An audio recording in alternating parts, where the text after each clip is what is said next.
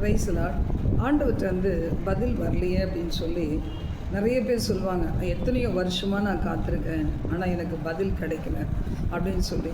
நம்ம ஆண்டவர்கிட்ட பதிலை பெறணுன்னா நமக்கு ஆண்டவரே ஏன் என்ன எனக்கு பதில் தரல, ஏன் என்ன இப்படி நடத்துகிறீர் அப்படின்னு கேட்குறவங்க பாருங்களேன், பல வருஷங்களை வீணாக்குவாங்க, பதில் கிடைக்கவே கிடைக்காது. ஆனால் என் ஆண்டவரே நீர் என்னிடத்துல என்ன எதிர்பார்க்கிறீர்?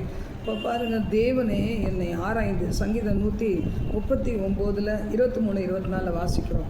தேவனே என்னை ஆராய்ந்து என் இருதயத்தை அறிந்து கொள்ளும், என்னை சோதித்து என் சிந்தனைகளை அறிந்து கொள்ளும், வேதனை உண்டாக்கும் வழி என்னிடத்தில் உண்டோ என்று பார்த்து நித்திய வழியில் என்னை நடத்தும். இது எப்படி இருக்குது பார்த்தீங்களா?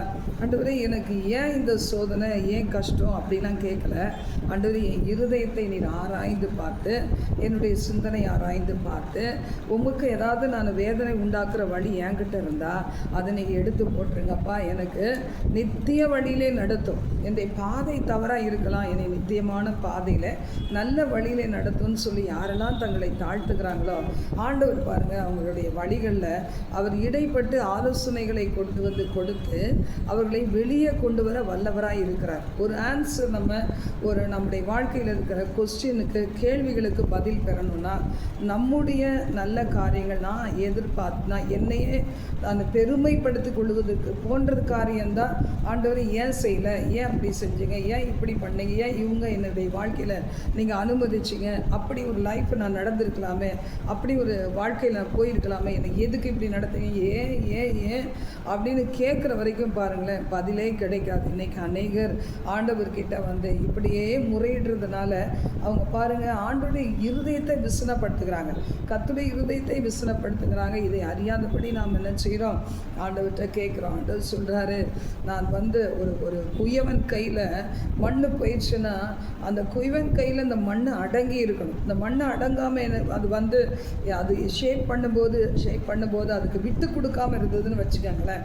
அப்போ என்ன செய்வார் அந்த குயவன்? தன்னுடைய மனசில் நினச்சிருந்த மாதிரி வரலையே, இந்த மாதிரி ஒரு பாத்திரமாக நம்ம அதை வணைஞ்சிக்கிட்டு அதை ஆயத்தப்படுத்தினா நிறைய அமௌண்ட்டு கிடைக்குமே, நிறைய பணம் நம்மளுக்கு கிடைக்குமேன்னு அதை ஒன்று நினச்சி அதை செய்யும்போது இந்த மண் விட்டு கொடுக்கலன்னா என்ன செய்கிறான்? அதை ஃபார்ம் பண்ணிகிட்டே வரும்போது அதை உடச்சி தூக்கி போட்டுட்டு மறுபடியும் ஜலிச்சு அதில் இருக்கிற மண், கல் இதெல்லாம் எடுத்துட்டு மறுபடியும் இதில் என்ன ஆட் பண்ணணுமோ அதை ஆட் பண்ணுவோன்னு சொல்லிவிட்டு அதுக்கப்புறமா அவன் என்ன செய்யறான்? அதை மறுபடியுமாக தான் நினச்சபடியே அவன் அதை வணைகிறான் பாருங்கள்.